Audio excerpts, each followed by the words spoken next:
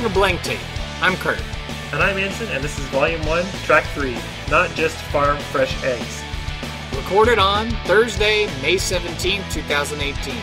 Put on your headphones and let's jam. So this go around, our topic is musicals, and being musical guys, both of us, it's, I think, a topic that's near and dear to both of our hearts. I would agree. So, obviously, our first shared experience is doing musicals in high school, and I think we were fortunate to have a high school that did musicals and stuff. And so I wrote down in the doc, I was trying to list the earliest ones I remember us doing, and I wasn't in them because they started when we were freshmen. Is that right, or was it a year before that? No, you're right. They started when we were freshmen. I think it was by the time we got there as freshmen, Mr. Madrid, who was the choir director, was like, yeah, we're going to do musicals because your sister Beth is 2 grades ahead of us. So right. She was a junior at the time, and I was a freshman, and I was in the men's choir. So I wasn't even in the concert choir at that point, but I auditioned. And we did Guys and Dolls of the very first musical. Yeah. You were in the pit orchestra, and I got to play I was not in the pit. I was not in the pit for Guys and Dolls. Oh, you weren't? No, they did. They had a jazz thing. And they was that Taylor? Was Taylor the guy who did the bass? I don't know. Oh, maybe. Yeah. Because he would have been senior. He would have been a junior or a senior too. So. Shout out to our buddy Taylor, who is a fine, accomplished musician, I think in a professional orchestra somewhere, right? I think so, yeah. Yeah. Shout out to him and us remembering him as part of the jazz pit crew for Guys and Dolls at Maid Creek High School. Yeah, I remember some of our other friends in band were in the jazz section, so I remember watching that one. Yeah, that was a fun one to do. Do you remember, my sister told a story about somebody, the guy who sings Sit Down, You're Rockin' the Boat, he was sick one night, and he was backstage throwing up, right before he went on stage. Do you remember that? Was that true? Or... That sounds plausible. I believe, was his name Anthony, I want to say? Your sister probably could point him out, or if we had an old yearbook, but yeah. I remember... Nick was the guy who played the Sky Masterson part, and then I'm trying to remember desperately who did the Frank Sinatra part. But I remember Nick is a tall guy, so he had the Sky Masterson part. Mm-hmm. But yeah, it was a fun musical, and we didn't have the bigger budgets that we did on the other later musicals we did, because we had to rent backdrops. So we teamed up with the theater department. They had the backdrops where traditional old school theater where it's just a canvas that comes down from the rafters and oh, there's your backdrop. Yeah. So it didn't unfurl, they just lowered it down, and the theater tech people knew how to do all that. Mm-hmm. We just got to run around in the back. Well, not run around, we were safe. Don't worry. We were safe. Yeah. But yeah, that was my freshman year, and I got a part, which was pretty cool. The officer, I cannot remember his name, but I was the detective, and I was trying to bust them up because I knew there was gambling going on, but I couldn't prove it. I think I remember that now. You were the police guy, and yeah, didn't you have a stick and you were waving your stick around as you're walking up and down? Yeah, I had a billy club. I had a nightstick that I used as a prop. Yeah. And I wore one of my dad's old, British English tailor suits as my costume. So a Sergeant Pepper kind of thing, or what? No, I mean, it was a nice, formal, old school, 3-piece suit that I got to wear. Oh, nice. And I think I still have the hat, actually, that as a freshman, that I wore as part of my costume. And if I want to look at distinguished as a working professional in the winters up here in Dallas, I'll put that on, and then I feel like I'm a throwback to the 50s, ooh, who's that guy wearing a fancy hat on his way to work on the train? Was it a police hat, or was it a normal hat? I thought it was a policeman's hat. No, it was kind of a fedora-esque sort of hat. If we go find a picture, maybe on our social media profiles, we'll stick up a picture of what I looked like. Yeah. had to dig through the archives for those. Yeah, it shouldn't be too hard to find, though. Yeah, so Guys and Dolls, that was our first one. I don't remember much about it, but my wife's one of the schools in my wife's school district was doing Guys and Dolls a couple of years ago, and so we kind of had a renaissance of it, and we listened to the soundtrack like a ton. And so I kind of, Lady Tonight. Yeah, I kind of remember some of the songs more now. But yeah, it's not the ones that I know better. Right now, the Theater Under the Stars in Houston, they're actually doing it in June, so we might get some tickets and go check it out.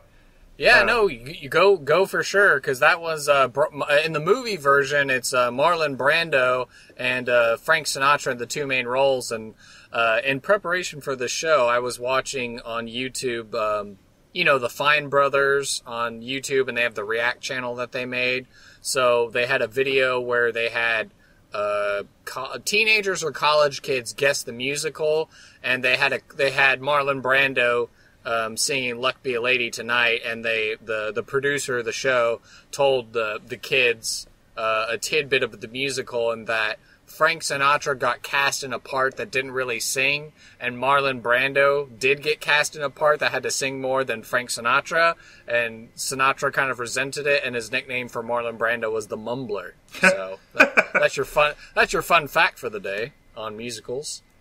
Yeah, I feel like I've heard that story before. That's funny. I've got an offer you can't refuse. So, have you ever played craps? Because they're playing craps all the time in the street. Have you ever played it before?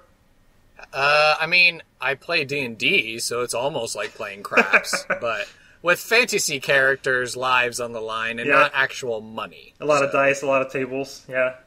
Yep. We had our gym had an anniversary party of the gym being opened, and they did a thing where they brought in a bunch of people who had like casino games, and there was like the prizes were, chips and stuff, and then you could cash in your chips at the end of the night for raffle tickets, and then you put your raffle tickets in. Kind of like Project Graduation. Yeah, exactly. Yeah. Okay. So I got to play craps, and we had a big table and a couple of craps. I guess they're not really dealers because they don't deal, but craps administrators and it's brokers. Yeah, but you see, you throw. They give the dice to the people who are playing, and then the people who are playing get to throw it. And right. And you yell crap a lot, right?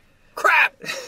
Craps in the plural, multiple craps. Well, you say crap if you do badly, but you say craps if you do well. I'm just making that up. That's not a real fact. The rules are kind of complicated, but it's kind of fun. Snake eyes and sevens. I know those are pretty important ones. Yeah. And you play the field, and then 8 comes easy or it comes hard, and then you yell craps and you lose all your money. That's pretty much how it goes. But it was pretty fun. That's good. Anyway.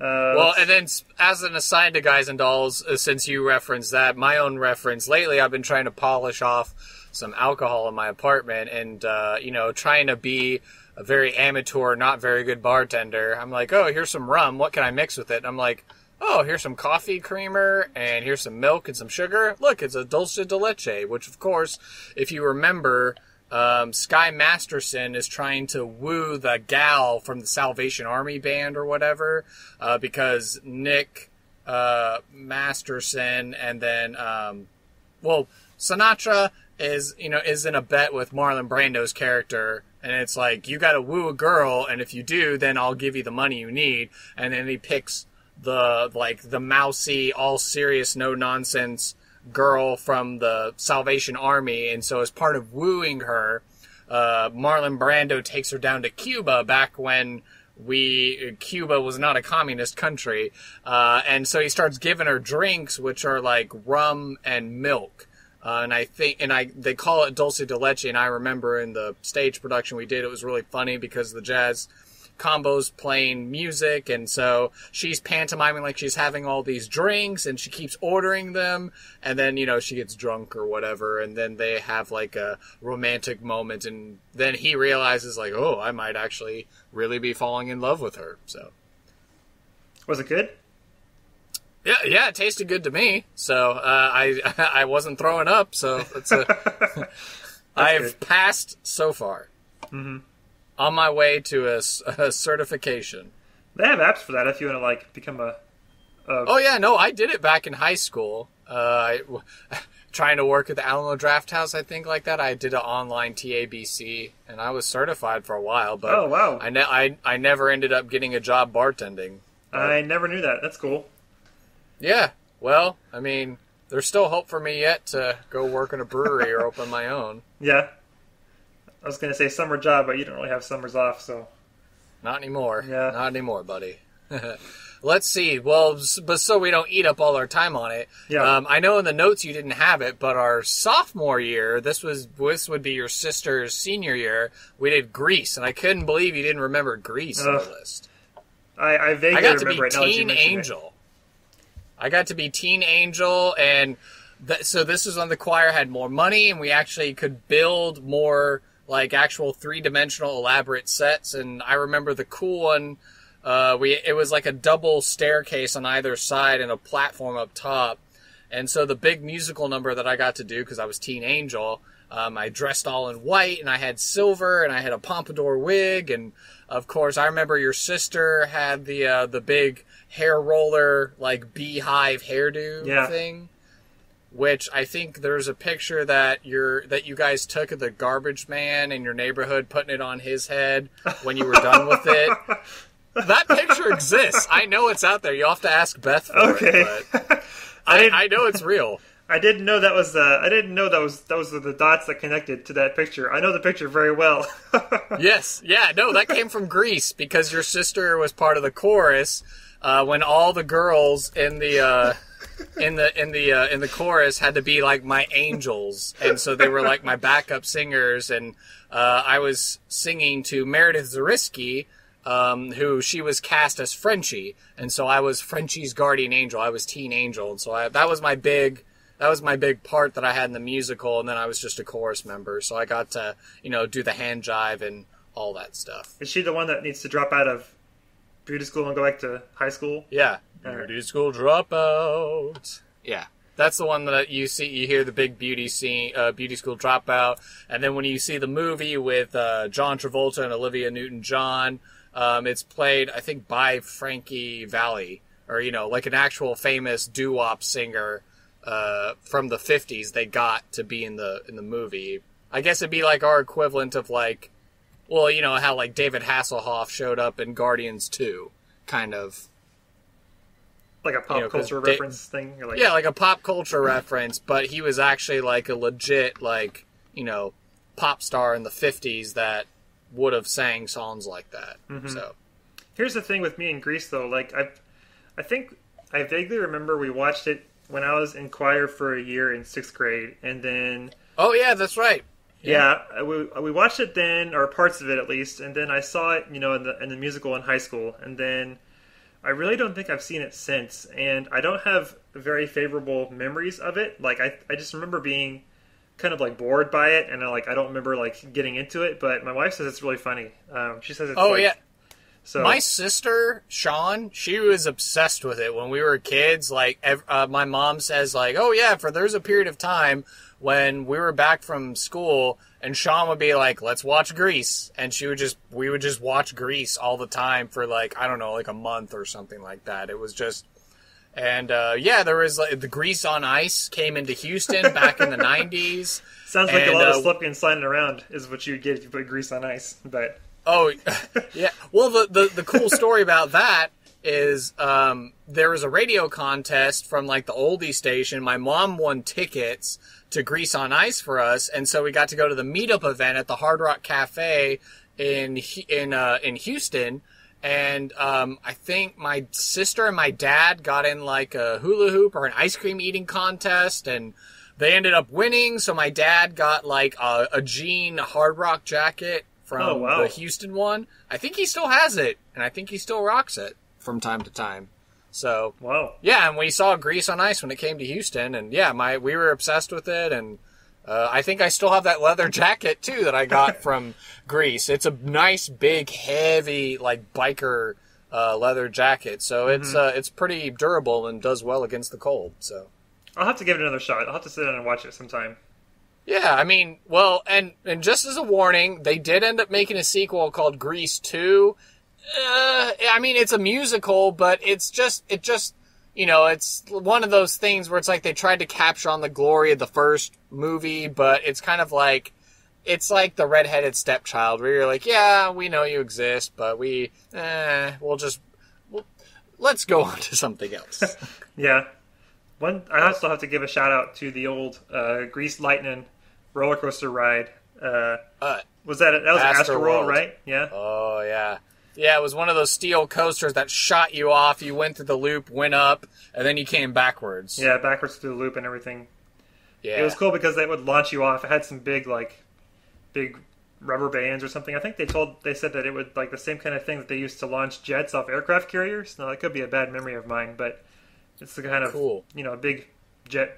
Big launching thing that pushed you off really fast. It's probably been disassembled and put in some other park somewhere, but that was one of my favorite rides back at Astroworld. Oh, one more thing I can add on to Grease, because I think Casey and I watched on Netflix months ago, but there was a cool little thing that I never thought of as a kid, but now that, we're older and we're very educated people, and we know our history and stuff, the musical obviously takes place in a 50s version analog of California. But if you pay attention to the movie, and maybe I don't know if it's that way in the stage version, but in the movie at least, if you pay attention to the shop, the auto mechanic shop teacher is a woman, and so I kind of sat back and thought well, that's interesting. Like, why would they do that? And then I thought, wait a minute, this is the 50s.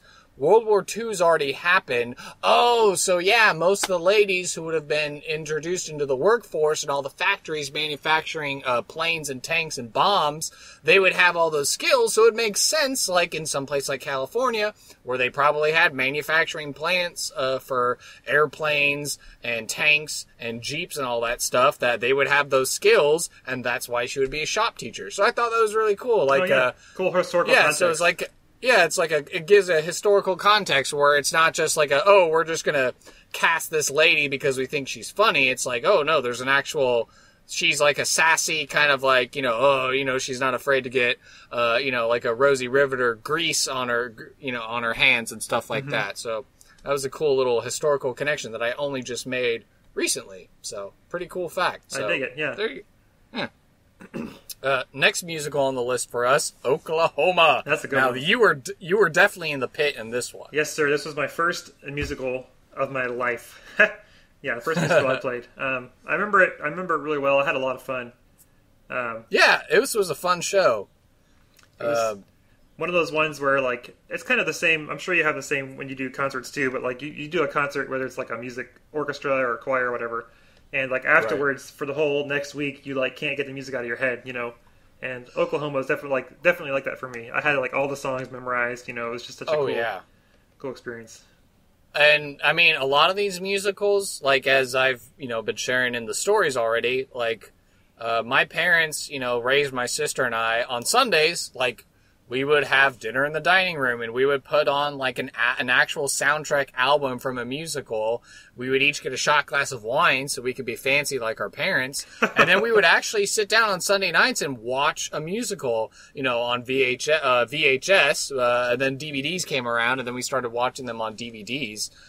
So yeah, I have a familiarity with quite a number of these musicals, and so I knew Oklahoma, and my parents can certainly correct me on this, but I think a childhood memory, when we lived in Illinois, when my dad was still in the Air Force, I think at some point in Illinois or Missouri, one of the two states, because it's where we lived in O'Fallon, Illinois. It was really close to the Mississippi River, and so it was really easy to get into Missouri, but I want to say at one point I have a memory we went to like a theater, like the Lincoln Theater, or like something with Abraham Lincoln Penny logo or something like that. And I think in the movie theater they were showing like Oklahoma like on a movie screen. And so I think there's a time where we actually got to see Oklahoma like on a legit movie screen. But again, I was like a young kid, so I only have bits and pieces to really remember. Right. But yeah, no, in this musical, I was cast as Ali Hakim, who's kind of like the whitest guy that looks like he could be Arabic, but I remember Mr. Madrid told us all to write little backstories for our characters. So I remember coming up with this elaborate backstory that I was like the child of immigrant parents who, came over and they worked on the Brooklyn Bridge. So I really tried to do research and make it relevant. And then I came up with the persona of Ali Hackham, as they would say in Oklahoma twang, but Ali Hakim, and so I put on this air of a fake accent so I could be, I could be fancy and I could swindle these people out of money selling, tchotchkes and crap. And it was, and again, this, I was paired up again with Meredith Zaritsky's character. She, of course, plays, I can't think of the name, but her character has a number of songs, I'm blanking on songs. But basically, she's the one that's with Ali Hakim. She's trying to, woo Ali Hakim, and he's kind of like, I don't really have any interest in this, and so I kind of play, the oily-haired, sleazeball that I think ends up getting forced to marry the girl in the end, if I remember the plot of Oklahoma. Yeah, I remember your outfit and stuff, but I can't remember that subplot at all, unfortunately. Yeah, because the main plot, of course, was... Poor Judd. Poor Judd, who was dead. Right, yeah. And I think that was played by Zach Atkinson, I think. Because I remember the scene where I sold him the kaleidoscope that was really the hidden dagger that was used to stab him in the chest. Yeah. So, that was the... What did they call that? I think I remember... That had a name. It was like a kaleidoscope or something, but it had a hidden blade in it, so if you turned it a certain way, the blade would pop out, and then the person would just slam it down into your chest, like in your sternum, so it would, pierce it and stab it. Yeah, I thought it had a name. Oh, the Little Wonder? Is that what it's called? Oh, maybe that's what it is. They call it the Little Wonder. Maybe I can't remember if that's accurate or not. Well, we have for our notes, I made sure to include a Wikipedia list of all musicals. So that way, if we wanted to click and explore the musicals a little more, we could. But nice. I'm just trying to go off memory. Yeah, for sure. There's one part. I think there was a scene. Oh, I just remember with Zach. I think there was one time we were doing the show. I don't know if it was a rehearsal or if it was an actual show, but I think it was pretty cool. It's just an interesting thing. Those of you who have done theater or done musical. If you've been up on stage, you've done the lines hundreds of times, but then there's that one time where you forget a line. And I remember it was, I think Zach forgot a line, but I looked him in the eyes, and because as an actor, you're supposed to be trained on everybody's lines. It's not just a matter of you memorizing your own lines. You got to know, everybody else's in the context of the scene. And so I remember, I worked with him, in that moment, with the public out there, whether it was rehearsal, whether it was real. And, I knew his dialogue, and so I kind of used that to work it into my line to jumpstart him back onto his line, and it was seamless, and I don't think anybody in the audience knew any difference. So I think that was a pretty cool moment that he and I got to share, and that's a trick sometimes that you use in the theater. So nice job. That's cool. Yeah. So yeah, that was a fun musical. That again, bigger sets, and I remember on that musical, well, it was junior year, so what was it? We were reading in class. I remember I was trying to sneak reading Great Expectations backstage for English class while I could find a moment, and that's where I also started to have those thoughts of would I want to do musicals like this forever for the rest of my life, and could I have the stamina to go to Broadway and be a chorus member and do all that? And I was like, oh man, after a while of doing the show, you kind of get bored. So I definitely have respect for hardworking people in musical theater and, stage theater and movies. Well, I guess movies are a little different, but stage shows and musicals for sure, where you're doing the same show for months on end. I'm sure, if the money's good, you're passionate about it, and, you just love it, then I'm sure, it's just it's easy, no problem. I'm sure it takes a lot of energy. It's not a... Yeah, and again, we were immature high school kids, so what did I know, Yeah, that's all right. But I remember having those thoughts, could I do this? And at least my, my pre-noodly brain that's still swimming in hormones, like, thought, no, I couldn't do this. But now that I think back, like, I don't know. Maybe I could have done it if I had just given it a chance. But, oh well, I'm happy where I'm at. Groovy. There was one scene that I remember where somebody fires a pistol or like a gun or something. And because of the way the orchestra pit is laid out, we didn't actually have a pit in the what'd you call it, a auditorium. It was just the Performing Arts Center. Yes, the PAC, as they would say. The PAC. There wasn't actually a pit. There was just kind of that open area between the seats and the stage, and so they would cram all of us in there. And as a bass player, I'd be sitting on a stool in the very left corner, looking from the audience. And so, or correct, I mean.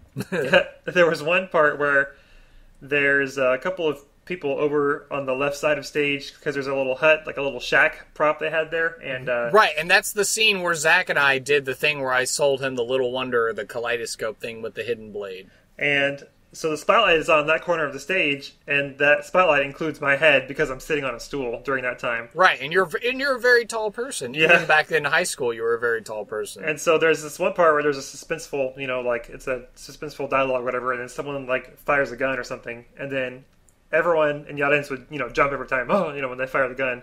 And I had to practice, I had to like stay super zen and like not jump because my head was right in that spotlight. Yeah, you didn't want to go, boo! Yeah. Or, like, freak out every time. Yeah. But, the farmer and the cowman just should be friends already. That's all I have to say about that. Yeah, they gotta be friends, man. The farmer and the cowman should be friends. That's a good one. Yep. And then, of course, I Love You, a Bushel and a Peck. Oh, which yeah. I don't know if that one's in the movie version, but I know my wonderful mother-in-law, Mimi, as she's known to my niece, who, for nom de plume, for my niece, we'll call her Twinkles. Twinkles loves to sing "I Love You, a Bushel and a Peck" with Mimi. So that's a very cute song that Mimi taught Twinkles. And yeah, it's pretty cute. So Carrie Beth sang that because she played the lead. And I'm trying to remember, was it Eric Wilson who played the opposite as the leading man? I think. Anyway, I know my parents, but, the school, the choir program, they got professional video done for these musicals. So I know my parents are probably sitting on DVD copies of these shows. And we could go back and watch them at some point, you and I, and we could be like, oh, look at how goofy Kurt looked on stage, or oh, look at how professional Anson looked there. Look how shiny Anson's forehead is in that spotlight. Yeah, that'd be cool. I know. It was a good one. And then we get to the pièce de résistance of our senior year, Once Upon a Mattress. Yes. Yeah.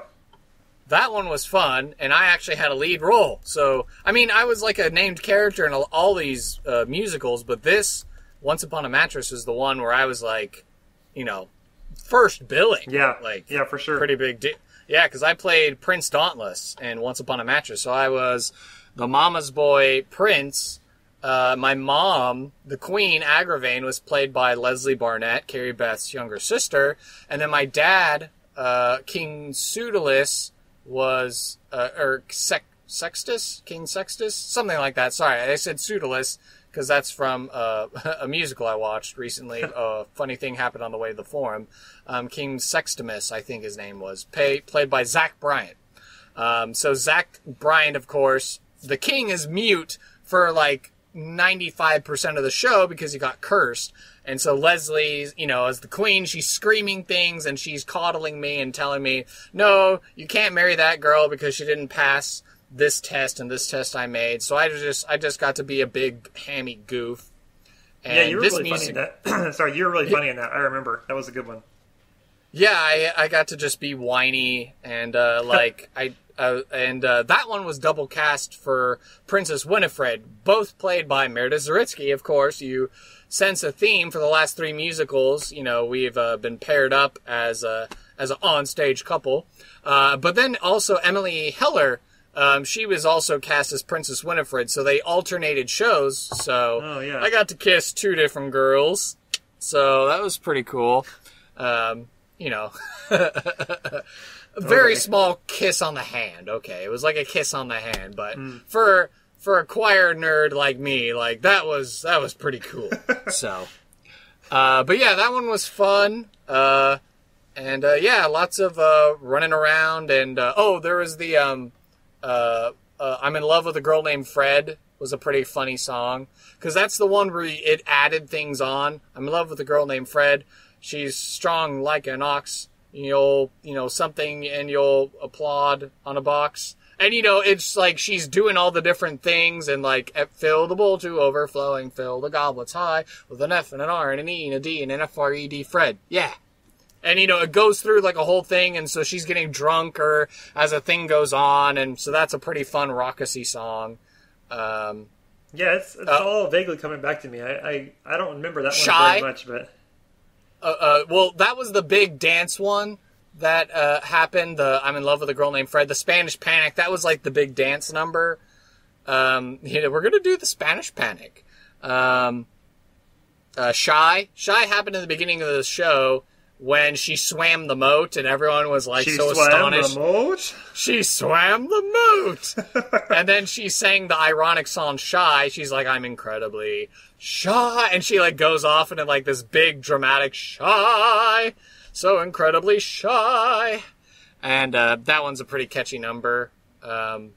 Yeah, and then there's like because no one else in the show can get married until I get married. So everybody, and they see I like her and they like her. And so everybody in the kingdom is invested in our two characters getting together. And so that's where they come up with the plan, or the queen comes up with the plan of the pea and the mattresses. Mm-hmm. But then, of course, in the show, you figure out that they stuffed like a barbell and a sword and a shield and a mace and like all these crazy things in the mattresses, so she couldn't fall asleep. And Elliot Hoffman, my good friend Elliot Hoffman, who's one of the groomsmen at my wedding, he played the wizard. He played the court wizard, and so he got to have a bunch of magic trick stuff that he got from the store. So he had like flash paper, and cool. He would like make the flowers appear or whatever. But yeah, he had like a fake wizard's beard on, and he got to follow the queen around as like her assistant and stuff like that. So yeah, that show was really fun. I did like that one. I'll have to look up a recording or a soundtrack and listen to it again to refresh my memory. And I think one of the final shows we did, I threw the rubber chicken at you. Yeah, that's what I was going to say. You had a... Because Corey Van Loozen, his character had like a fake chicken, and then he says something, and then I grabbed the chicken from him, and then like I did a thing where I looked at the chicken, I looked at him, and then I bopped him on the head with it, and then I threw it at you so you would catch it. Yeah. So that was pretty funny. That was like one of the last shows that we did. So. And then I threw it back, didn't I?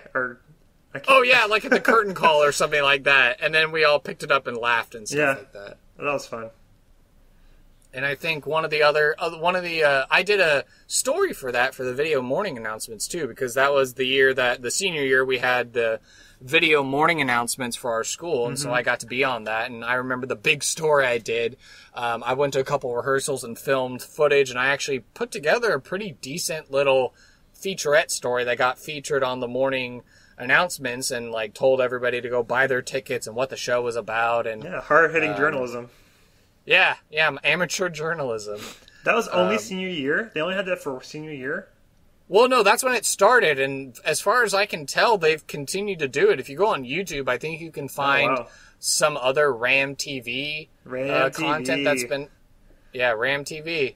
And we did like a parody of the MTV logo, so that way we could have like Ram TV. So I remember they had some good videos around standardized testing time, like tax testing. They had people would always make music videos, and those got put on the morning announcements for various things.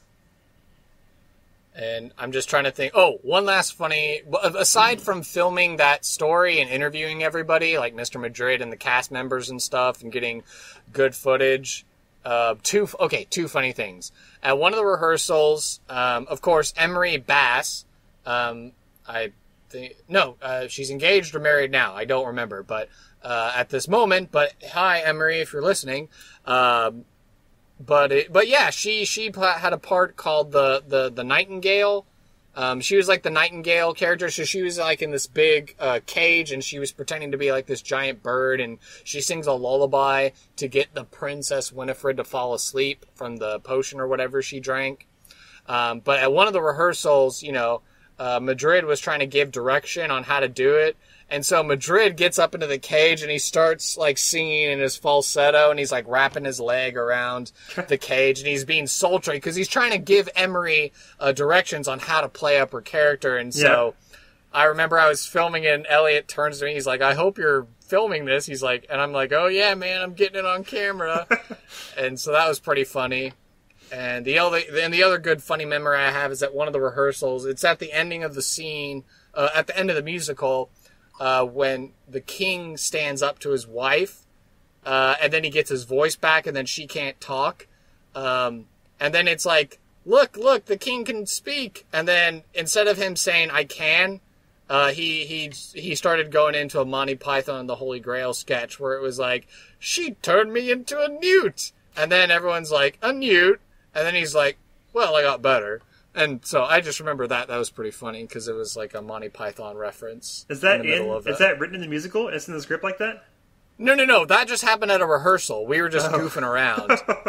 It didn't really happen in the musical, but I just remember that standing out from rehearsals. Little improv. That was, a little improv. It was actually pretty funny. So nice. But yeah, that takes us through Maid Creek High School musicals, at least that you and I were involved in. Of course, as far as I understand, they were still doing them, and I know after we left, they did Music Man, they did Hello Dolly. So, yeah, the school actually got to put on quite a number of musicals. Once Upon a Mattress was the musical that my sister and I got to perform in together. She was a freshman, and nice. I was the senior, so she was a cast member. And I got to be, the leading role. So that was kind of nice. Brother and sister got to be in the same musical. That's cool, yeah. Good deal. Love you, Sean. I hope she's listening and not rolling her eyes at me. All right. All right. So the next section then. So we've left high school, and now we've gone to college. Yeah. So what musicals were you involved in your college and post-college years? So, you know what? Oh gosh, I just remembered that I did do some musicals at Baylor that I completely forgot about. Yeah. Wasn't the Scarlet Pimpernel or something there? Oh, Hansel and Gretel. Hansel and Gretel, yes. I was just writing it as I was thinking about it. Sorry, for those of you wondering if I have precognition, no, it's just I'm literally staring at the Word document that Anson and I are sharing, and so I'm seeing him type in these notes as we speak. We're operating on the same frequency mentally. Yes. Connected across time and space. So, I'm thinking of a number. What's the number? 3. Nope. 64. We'll try again later. Anyway, so... Try again later. I'm trying to think if there's any other ones that I did besides that one at Baylor.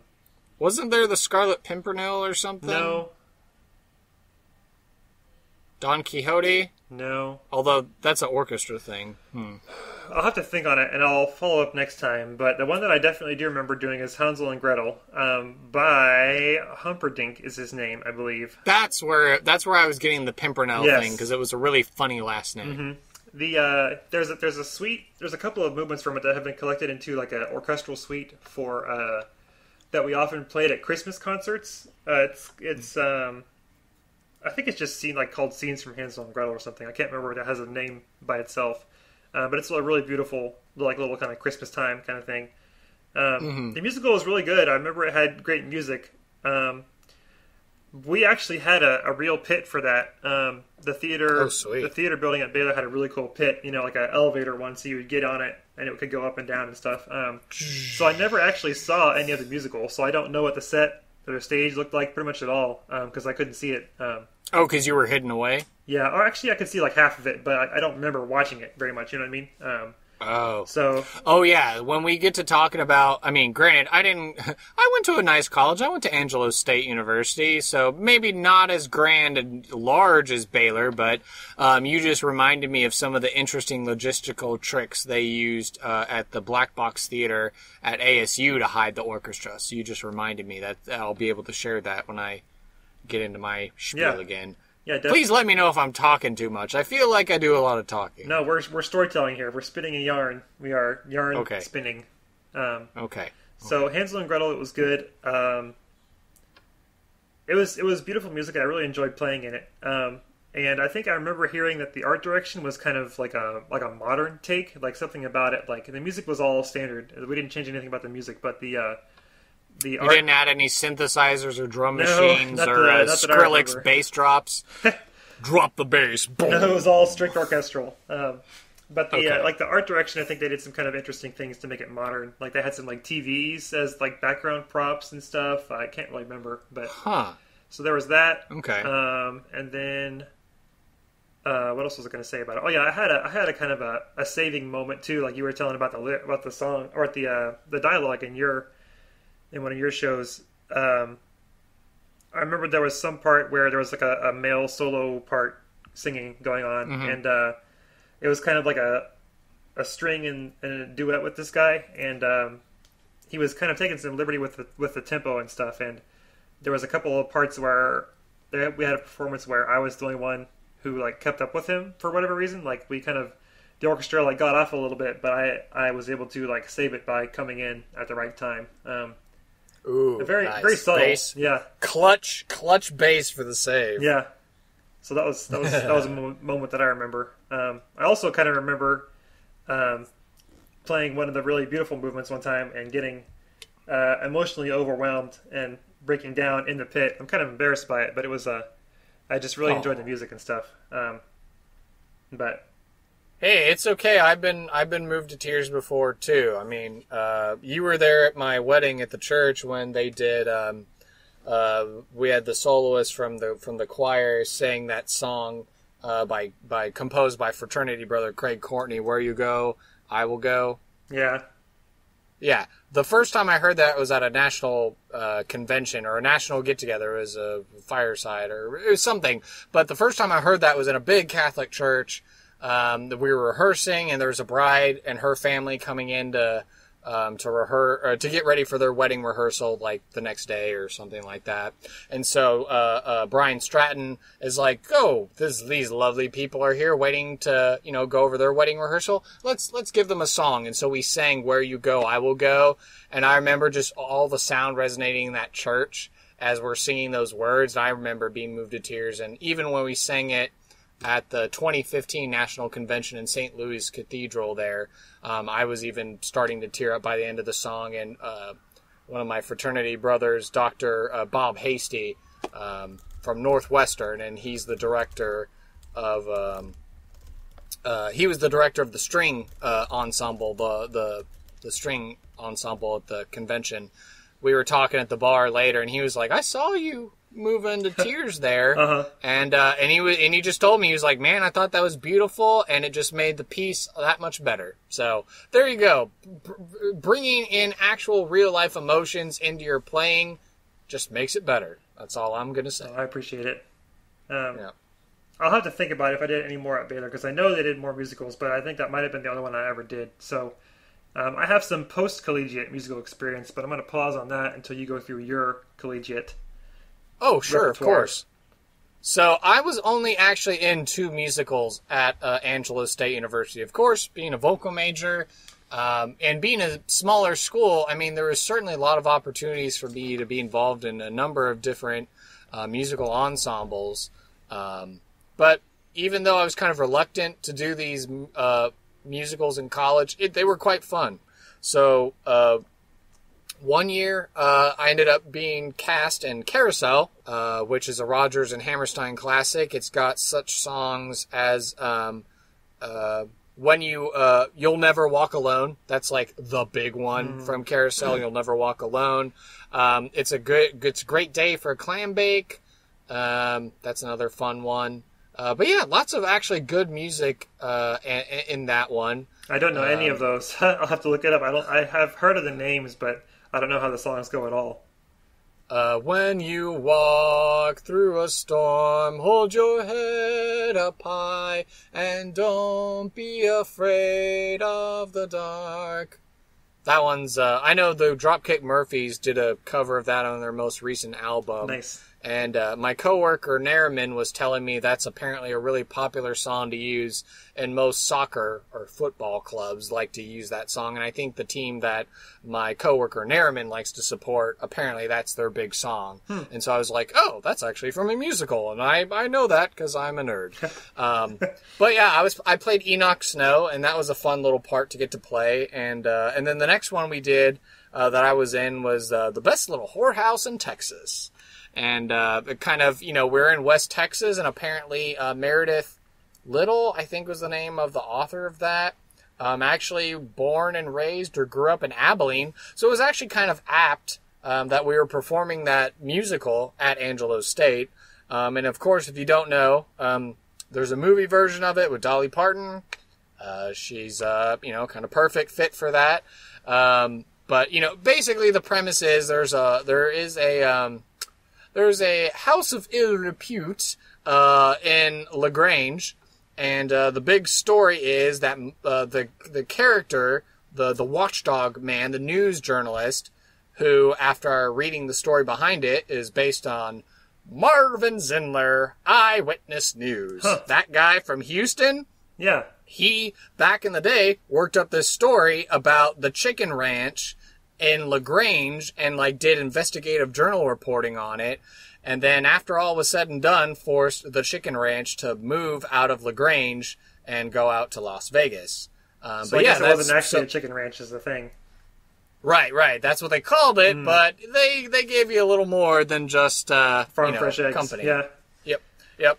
But yeah, no, it was a fun musical. I got to be the governor's aide, so that was a very small speaking part. I was also part of the barbershop quartet. That was like the musical jingle for the Marvin Zindler character. And then I was an Aggie. So that was fun because I got to do real actual Aggie football chants that I knew.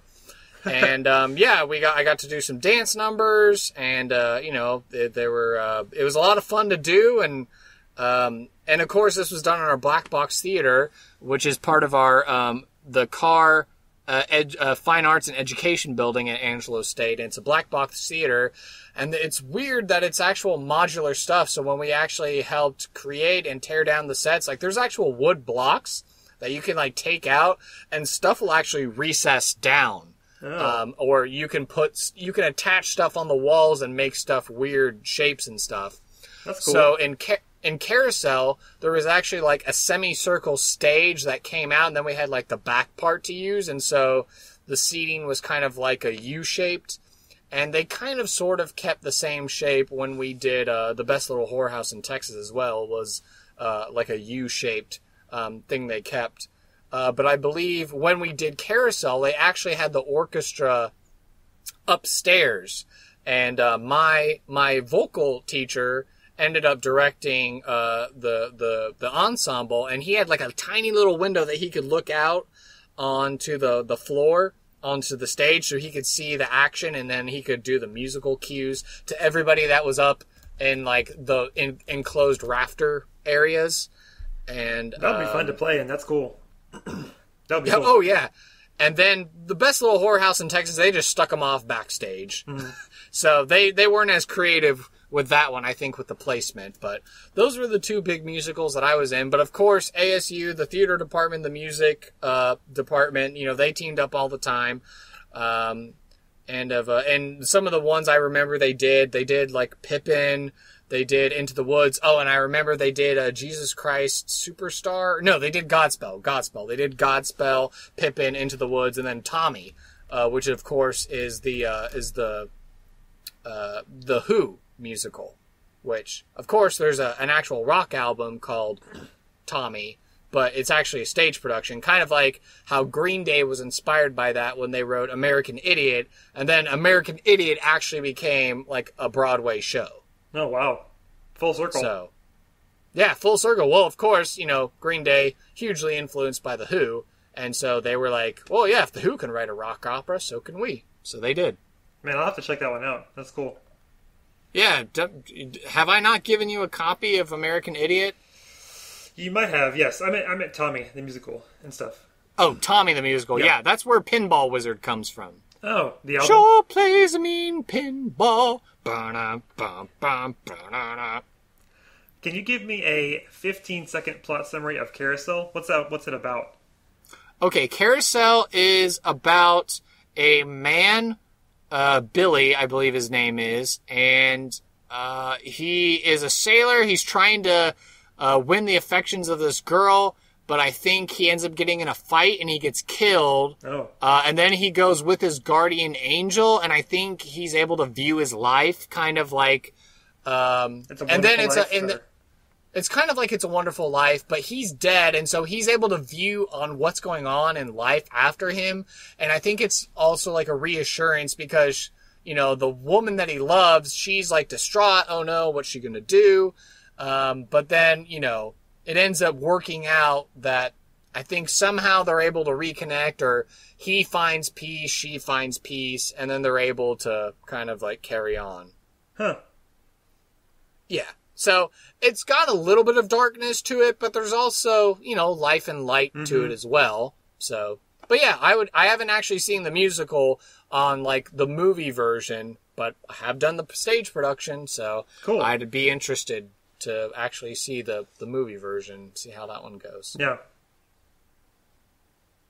And then, of course, I already gave you the synopsis for the best little whorehouse in Texas. Yeah. My mom loves to watch the movie version, which has Dolly Parton in it, and let me tell you, that Dolly, she's a hoot, and you know, the scenery isn't bad to look at either. That's all I'll say. Moving on to the post-collegiate. Let's see. When I was at U of H, I was doing computer science, and so there was no like musical opportunity there really. But Bummer. in the summer, one time, well, the good news is I started dating who eventually became my wife, and she hooked me up with all the musical gigs, and that has been a lot of fun. So the first one we actually did together was like the first summer we started hanging out, and it was called. It was called Myths and Hymns, and it wasn't staged. Like there was no. I hesitate to call it a musical because there's no like oratorio. Story. Yeah, it's like a collection of songs. You know what I mean? And there's no like. So it was more of like a program. Yeah. And so it was, you know, singing and orchestral / jazz playing. So I would call it a musical. I lump it in there together. It's by a guy named Adam Gettle. It's kind of very modern, very unusual, and it's called Myths and Hymns because it's based on like some of the songs are about like Greek mythology characters. You know, there's one called Pegasus and like Saturn Returns, as in, you know, the Saturn, the god. And I Will Go the Distance. Surely that popped up, right? Somehow I'll Be Strong. No, like the actual song from the Disney Hercules movie? No, I'm kidding. Oh. I will go the distance. We watched that recently. It's a good one.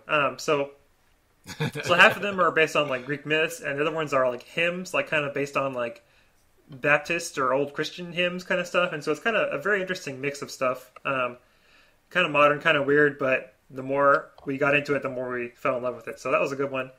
Then a couple summers after that, we got in with a different. That was with a kind of just a guy and some of his friends who like put on some musicals during the summer. And now he's like a big shot in New York doing some musical stuff or something like that. But so the next ones that I did were with a private high school. We did The Wizard of Oz, and it wasn't the Wizard of Oz like the movie version. There was actually an old musical version of The Wizard of Oz that was before the movie, and it's interesting because there are no flying monkeys, and it's a slightly different plot, but it's much funnier. It's like a comedy, you know. I really, really enjoyed it.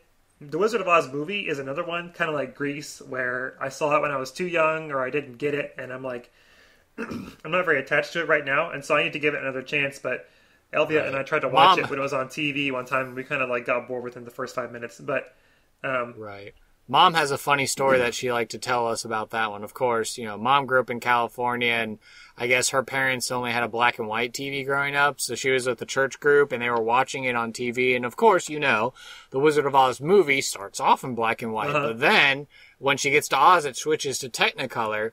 And my mom's with all of her church friends, and as soon as it gets to Technicolor, and she sees the Wicked Witch of the West, she like freaks out and she's like, the witch is green. And like all her friends look at her like she's crazy. Like, what? You didn't know the witch is green?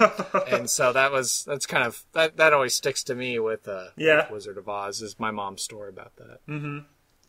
So, Hansel and Gretel was at Baylor, so that was college people. Myths and Hymns was like an independent guy, so that was kind of like independent musicians. And then the Wizard of Oz and the next one were both, because it was like a private school, it was like K through 12, and so it was like kids and stuff. So it was a lot of fun because it's you have like little kids doing the parts and like the big kids doing the big parts and stuff. So it was a lot of fun to do that one, and it was a really funny show. And then the next one, just recently, a couple months ago, was it a couple months ago? Yeah, it was this year. We did Annie, as a little orphan Annie. Bet your bottom dollar that tomorrow. Yep, there'll be sun. So that was a good one too. I didn't really know anything about the story, and you never watched the movie version? No. Oh yeah, we got that one in choir for sure on a testing day or a sick day or something like that. So yeah, I wasn't familiar with it at all, and going into it, the first couple of rehearsals are always kind of scattered because you're just trying to like hit the highlights and stuff. And I was like, man, what's this musical even about? Like, I don't get it, but as it comes together, I liked it more and more, and it's got some really great music in there that I really enjoyed. And we tried to watch, like I said, it was like with kids and stuff, so it was very family friendly and like funny and fun and stuff. And we tried to watch the movie with Carol Burnett from the '80s, and I was like really disappointed because it was kind of like really sleazy and like not very like, it was too hammy. It wasn't like the kids, Well, it's playing on her adorable, spunky nature, and that the orphanage operator lady is a really bad lady. Yeah, she's bad and all, but like the orphanage kids were like literally jumping over everything all the time. Like, that's the movie that I've seen the most, like, jumping. I've never seen a movie with so many people jumping around all the time. And it was like, it was too... You haven't seen Newsies then. You have not seen... Well, you can find it on Netflix, a stage production of Newsies, and oh my gosh, those little teenage boys and young boys are just doing jumps and flips over newspapers. Let me tell you. They're really flipping out about the news, I guess. Yeah. Well, yeah, there's a big strike. Of course you'd flip out about that. So I didn't enjoy the movie very much, but I still listened to the soundtrack. Did you see the remake? I'm talking about the 80s one, and I have not seen the one with Will Smith. No. Wrong. Not Will Smith, Jamie Foxx. Oh, right. Is Will Smith's daughter in it or something, or am I making that up completely?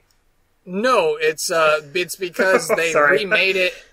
They repurposed it. I don't think I've watched it, but I remember from the trailer that instead of him just being like, Daddy Warbucks, just kind of like a rich old white guy, he's like this young, successful black guy who's like running for office or something like that. And so then his campaign is like, oh, you should adopt a lovable misfit orphan. And then that's how he comes across Annie. And then she's like this young, cute little black girl, so they like changed it up from the red hair, I think. And so then it's the story of Jamie Foxx, the rich politician guy, falling in love with this cute, adorable little orphan who he wants to adopt as his daughter. And so all the same still plot structure there from the original Annie, but they mixed it up, which it's good to mix things up every once in a while, but sometimes things can go too far. It got bad reviews, but I'm still curious. But it did get bad reviews, so I don't know. Well, I know I'm looking at my list here, and I want to make sure we have enough time because I know you just saw a big musical that everybody's talking about, and literally the moment anyone breathes word about this show coming to town, like tickets evaporate because they're just so elusive and expensive. And it's like a Comic-Con where if you're not refreshing the website like 30 minutes before the tickets drop, then you'll never get in. You went and saw Hamilton, and so I know this section we were just trying to talk about musicals we've seen recently or ones that we like, and I'll just rattle mine off. If you want to talk about them, we can after you tell us about the majesty that is Hamilton. Well, should we save this for another episode? Should we pause and save it for part 2, and we can go into more detail? Do you want to make Hamilton its own episode? It would be one-sided, because I know nothing about Hamilton. I still haven't seen it, and I'm trying not to spoil myself by listening to all the songs. I just know the premise is that it's about the life and times of Alexander Hamilton, but it's told, by a diverse cast of Americans. Yes, sir. Let's give our listeners' ears a break and save everything about the shows we like, including yours, for next time. Okay, fair enough. Yeah, that was a good trip down memory lane and everything. That was good stuff. Okay, so then next week, we're going to just talk about different musical shows that we've liked and ones that we've seen recently. Yeah, and you're going to have to sell me on why I should see the ones that I haven't, and I will sell you on why you should get into Hamilton. Okay, sure enough. Deal. Okay. I'm just trying to think of any last things that we should leave our wonderful, beautiful, amazing audience with. I know today I told you that I just got my lettered box account. Oh, yeah. So yeah. I've already gone ahead and started to click through movies that I've watched and that I like. And today, in fact, I put up a review of my little review of A Funny Thing Happened on the Way to the Forum, because that's a musical I watched recently with my wife, and she had never seen it before, and she loved it. Awesome. I will go and check that out later. Sounds good. And, other than that, I think we've got our sweet artwork, and, we've got our social media starting to buzz, so... click on the show description links so you can get all of that information if you want to follow us to our website, or if you want to go to our Twitters, or if you want to go to our Facebook fan page and, leave us a comment, drop a suggestion, give us a topic scorecard and a report card. And, and then, of course, give us ideas. Things that you, the people, are dying to hear about. And, whether it's something fun, something nerdy, something serious, something totally off the wall, as long as it's not violating any constitutional rights, I'm sure we can talk about it. Yep. All good things. All right, man. Let's button it up, and I will get in touch next time. All right. Next time.